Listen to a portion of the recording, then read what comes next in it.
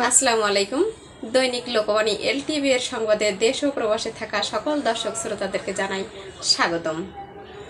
সাথে থাকছি আমি সুমাইয়া সুলতানা।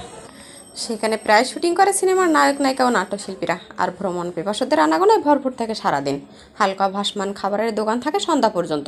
বৈদ্যুতিক ব্যবস্থা না থাকায় দিনের আলোতেই চলে সব বিনোদন। গোয়ালিয়া যাওয়ার পথে আরও দুটি আকর্ষণীয় পর্যটন স্পট দরিয়ানগর হিমছড়ি দেখা যেতে পারে। গোয়ালিয়া থেকে রেজুখালের স্টিলের ব্রিজ পার হয়ে 5 থেকে 7 কিলোমিটার গেলে দেখা মিলবে পাথুরে বিচ, ইনানি ও পাটওয়ার টেক।